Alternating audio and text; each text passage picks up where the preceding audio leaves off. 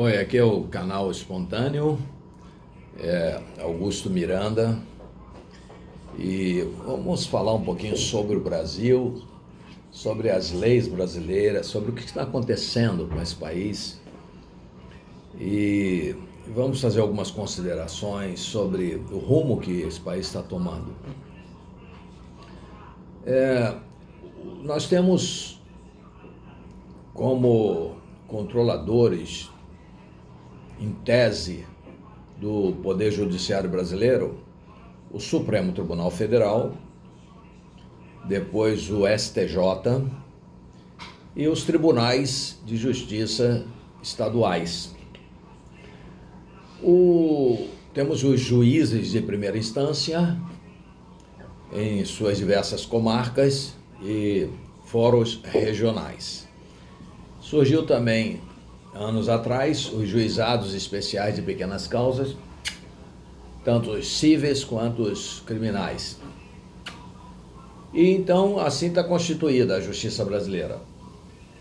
Mas nós temos na cabeça, no topo dessa pirâmide, a Suprema Corte, o STF, constituído por 11 ministros, atualmente com 10 ministros, porque um deles, pela idade, compulsoriamente se aposentou, porque se não houvesse isso, ele ficava até 120 anos. Acontece que a Suprema Corte é um órgão totalmente político. É um órgão que é constituído por interesses do governante, do presidente da República. Há uma sabatina no Senado, mas pro forma, o Senado é comprometido, o Senado que tem o poder de julgar os ministros, os seus atos e crimes, não faz de jeito nenhum isso, porque a jogada que foi feita é que foi dada atribuição ao Senado para julgar os ministros e aos ministros para julgar o Senado. É a mesma coisa que se num campo de futebol dessemos autoridade ao árbitro para expulsar o jogador de futebol e desse ao jogador de futebol a capacidade para expulsar o árbitro. Mesma coisa. É a mesma coisa que o árbitro pudesse marcar falta e o jogador pudesse desmarcar a falta ou marcar outra falta. É uma anomalia, é uma doença estrutural, um desenho mal feito, um desenho, não sei se feito de propósito ou numa consequência de um erro nessa engenharia, nesse design dos poderes. Eu sei que é isso. Então, se tem um presidente do Senado que necessita que os 11 ministros, ou a maioria dos ministros do STF, julguem ações que ele, como advogado, possui interesse e julgue de uma forma que lhe interessa, ele não vai desagradar nunca a Suprema Corte. Ele vai ser subserviente. E ali é assim, todos eles têm processos que estão na agulha.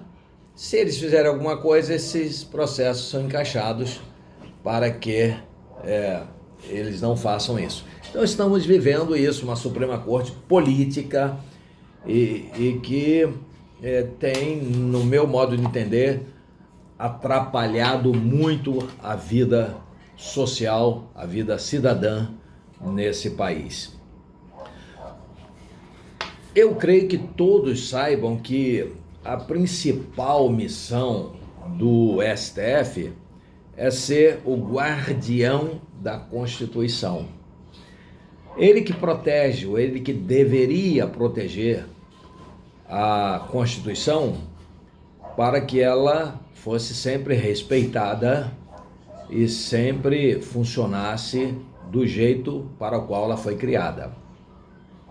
Obviamente, algumas interpretações precisam ser dadas, porque o mundo literário exige isso, também a evolução social exige mas nunca afrontando ou contrariando o texto constitucional.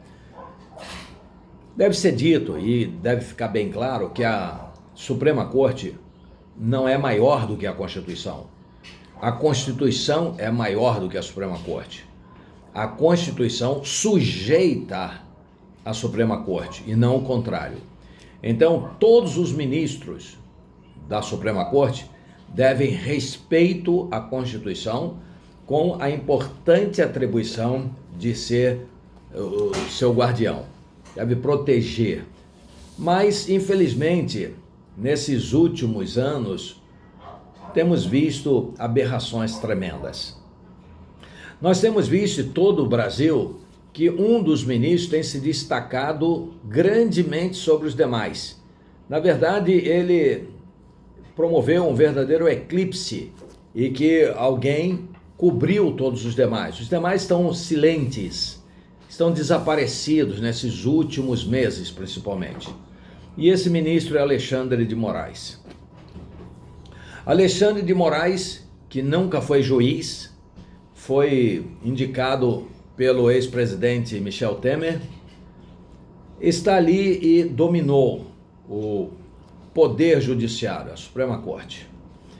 Na verdade, eu conheço juízes que xingam os ministros do Supremo Tribunal, mas xingam com palavras que você não acredita, porque discordam completamente de muitas coisas que eles fazem.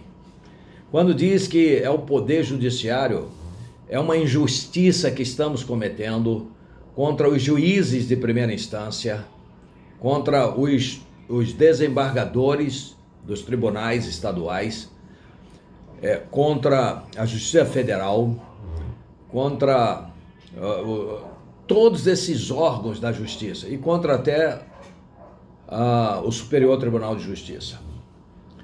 Na verdade, o Supremo Tribunal Federal é um apêndice criado politicamente para que o governo central controle suas decisões de um modo indireto, por influência política, através de suas indicações e dos seus comprometimentos. Veja só que agora, com a aposentadoria do senhor Henrique, o ministro que agora foi aposentado, Henrique Ricardo Lewandowski, Henrique com E, sem H, Henrique Ricardo Lewandowski é o nome dele. Ele foi aposentado agora e o ex-presidente que está aí, Luiz Inácio Lula da Silva, quer indicar e já indicou para ser o novo integrante da Suprema Corte, nada mais, nada menos do que seu advogado, Cristiano Zanin. É o fim do mundo, é o fim da vergonha, é o fim do desrespeito. Estamos no caos, estamos no oásis de tudo aquilo que é decente.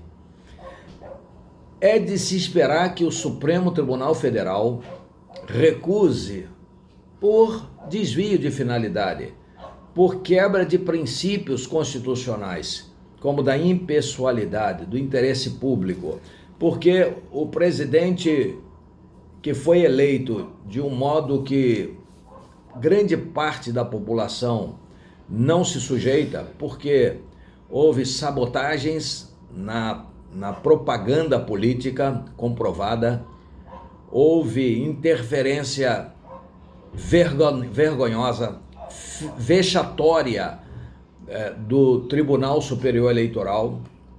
Se não é o único país, é um dos poucos, eu quase certeza que é o único país no mundo que tem uma corte chamada Tribunal Superior Eleitoral, e ali constituído por pessoas do STF, do Superior Tribunal de Justiça, do Ministério Público, e por aí vai.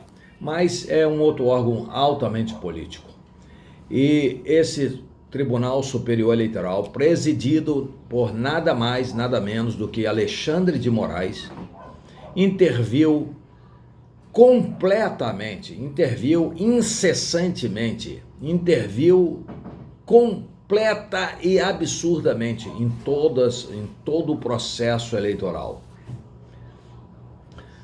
Imagens que não puderam ser utilizadas, fake news que puderam ser divulgados por um lado e não pelo outro, coisas absurdas. Não poderia ser dito que o ex-presidente Lula era ex-condenado ou descondenado.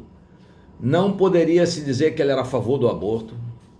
Não se poderia falar muitas coisas a respeito dele, mas contra o outro candidato poderia ser dito que ele era um genocida. E as inserções de propagandas eleitorais sabotadas de forma escandalosa, nada disso. E tantas outras coisas que têm levado esse país a uma aberração total com relação à liberdade de expressão, a uma violência completa do texto constitucional, criação de figuras jurídicas inexistentes. Quando eu entrei para a faculdade de Direito, Alexandre de Moraes tinha 11 anos de idade. Alexandre de Moraes nasceu no dia que foi criado o AI-5, em 1968. Alexandre de Moraes nunca foi juiz, nunca foi magistrado. Alexandre de Moraes é um órgão político colocado dentro de um outro órgão político, para finalidades que não são ditas. Mas não foi com ele que começou a violência ao texto constitucional, do qual o STF teria que ser seu guardião, o guardião da Constituição. Quando do impeachment da ex-presidente Dilma Rousseff, nós sabemos que o processo se inicia quando o presidente da Câmara dos Deputados resolve pautar o pedido, e Eduardo Cunha fez isso, politicamente ou não, com raiva dela ou não importa os motivos. Ele pautou e foi aprovado na Câmara dos Deputados. No momento que é aprovado na Câmara dos Deputados, o processo é encaminhado para o Senado Federal e a pessoa da presidente ou do presidente é suspenso do seu governo, da sua atuação política, por 180 dias. E então foi encaminhado para o Supremo. Quem preside a sessão do Supremo é o presidente do Supremo, quem preside a sessão do Senado Federal para casos de impeachment é o presidente do Supremo Tribunal Federal, e na ocasião quem presidia é o aposentado Henrique Ricardo Lewandowski, Henrique sem H, com E. Ele presidia essa sessão e foi votado, então o Congresso votou pelo impeachment da presidente. O artigo 52 diz que o impeachment se dá com a perda do mandado e a suspensão dos direitos políticos por 8 anos. É isso que diz o artigo 52, parágrafo único da Constituição Federal. Perda dos direitos políticos com o impeachment, com a perda dos direitos políticos. Imagina você a figura do café com leite. Você pede no restaurante ou num bistrô ou numa cafeteria ou num bar uma média de café com leite. A atendente vem e traz a média com café e leite. E você recusa dizendo que você não quer leite, você só quer café. Ele argumenta, o atendente, de que você pediu café com leite. Você diz, sim, eu pedi café com leite, mas é sem leite. Bom, você pode estar achando isso absurdo. O advogado Augusto Miranda está falando uma bobagem sem tamanho, sem pé nem cabeça, sem lógica, está gastando meu tempo. Tá, e você tem razão de pensar assim. Mas eu quero dizer para você que foi exatamente isso que o presidente do Supremo Tribunal Federal, que presidiu a Assembleia do Congresso Nacional para o impeachment da Dilma Rousseff, fez. Exatamente isso ele fez. Ele agora tem a coragem de vir a público e dizer que a culpa não é dele, que foi o Congresso que fez isso. Se eu fosse ele, eu sentia vergonha de falar isso. Com todo respeito ao senhor Ricardo Lewandowski, eu teria muita vergonha de usar esse argumento falacioso. E ele sabe, se ele me ouvir, ele sabe que eu estou falando a verdade. Eu já presidi muitas assembleias, muitas, incontáveis, 500, 1.000, 2.000, não sei, muitas assembleias. E eu sei que como presidente, qualquer proposta pode chegar à mesa. E eu como presidente simplesmente encaminho, dizendo essa proposta é inviável porque contraria a Constituição. Só isso, acabou, não tem mais conversa. Mas não, ele acatou, porque era combinadinho. Cátia Abreu e aqueles outros que apoiaram, fizeram a proposta, haviam combinado com ele, estava tudo combinado. Então ele imediatamente acatou e o artigo foi estuprado, o artigo foi violentado, o artigo foi destroçado pelo guardião, pelo presidente do guardião da Constituição. Que vergonha. Aqui, nesse momento, abriu-se um precedente que não se fechou mais. Muitas normas constitucionais têm sido violentadas, têm sido ultrajadas, têm sido humilhadas. A nossa Constituição Federal, antes chamada de Carta Magna, já não é mais tão magna assim.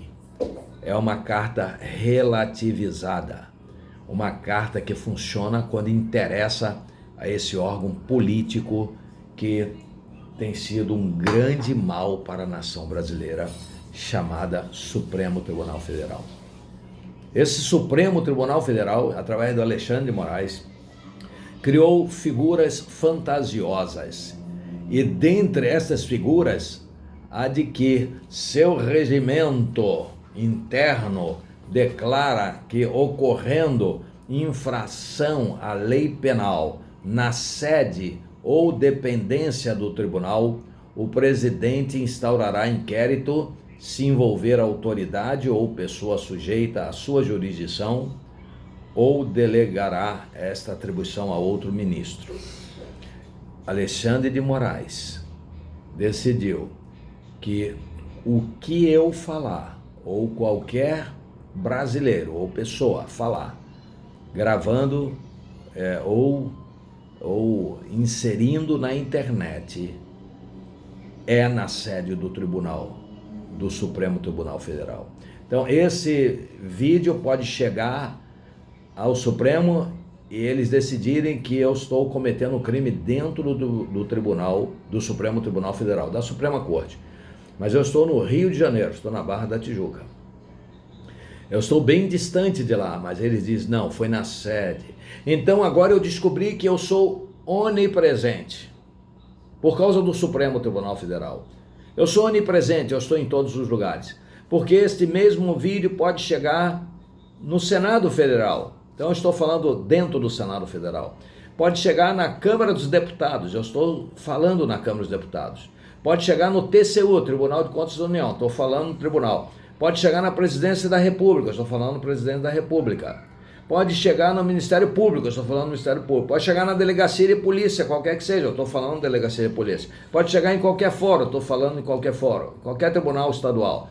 Eu estou falando em todos os lugares. Eu estou falando para você dentro da sua casa, mas eu estou dentro dela. Eu estou dentro de qualquer estado brasileiro ou de outro país, porque a Suprema Corte Brasileira decidiu que tudo que for feito pela internet é dentro da sede do Supremo Tribunal Federal, porque as imagens e o áudio chegam até lá. Existe aberração maior do que essa? Ah, mas com essa trolha e essa tropa, existe sim. Existe agora a ficção do flagrante eterno. Existe o flagrante com mandado de prisão. É o absurdo. Para quem não é do ramo do direito, talvez isso não fira tanto o ouvido, os ouvidos, ao escutar uma asneira como essa. Flagrante com mandado de prisão. É a mesma coisa que falar que a água é seca. É a mesma coisa. É a mesma coisa que falar que o preto é branco, que o alto é baixo, que o magro é gordo, que o pequeno é grande, que o feio é bonito. É a mesma coisa. Para você compreender, se há mandado de prisão é porque não há flagrante. Se há flagrante, não há mandado de prisão. A prisão é feita sem mandado, porque o flagrante é quem abre essas portas. Mas o Alexandre de Moraes, constitucionalista, tem livros escritos, parece não respeitar o que ele mesmo escreveu, e não respeita a Constituição, e não respeita a lógica, não respeita o bom senso, não respeita a moral, não respeita o direito. O direito milenar direito que vem lá dos romanos. Quantas instituições que nós no Brasil utilizamos são romanas, vieram dos institutos romanos, vieram da legislação romana, vieram das doutrinas romanas, vieram do direito romano. Alexandre de Moraes, nesses últimos tempos, tem dado tiro no peito dessas normas e desses princípios. Ele está assassinando os princípios do direito.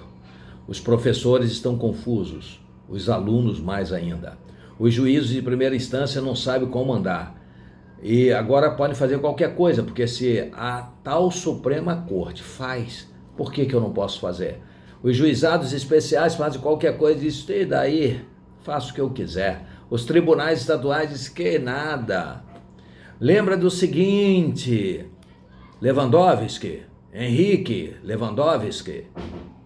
Henrique Ricardo Lewandowski, aposentado, lembra do seguinte. Gilmar Mendes, lembra do seguinte. José Antônio Dias Toffoli, lembra do seguinte. Edson Fachin, lembra do seguinte.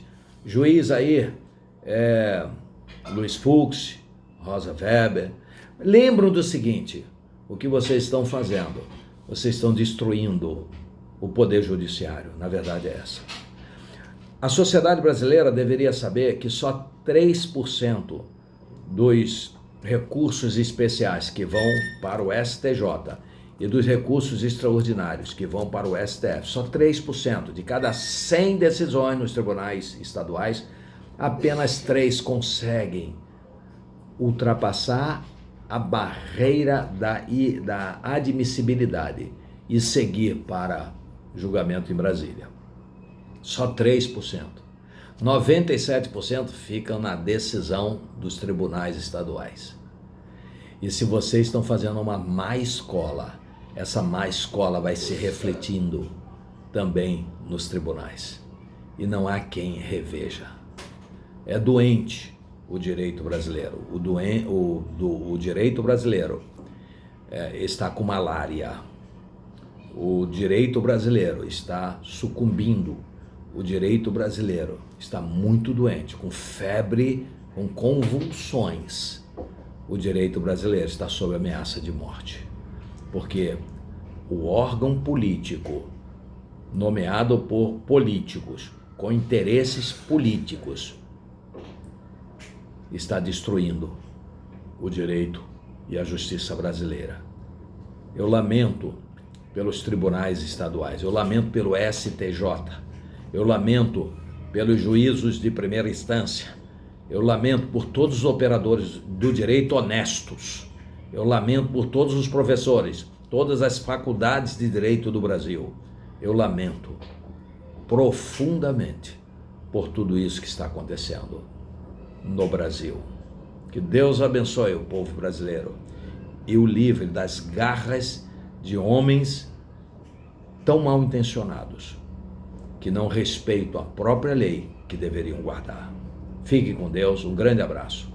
Espalhe este vídeo para que o maior número de pessoas entenda um pouquinho a respeito do funcionamento dos órgãos que influenciam nossas vidas todos os dias, mesmo que nós não saibamos ou não tomemos conhecimento. Espalhe para os seus amigos, espalhe nos seus grupos. Vamos trabalhar, vamos aumentar o conhecimento nesse Brasil.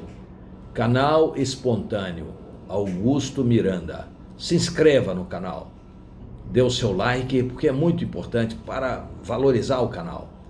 E compartilhe, e que Deus te abençoe. Amém.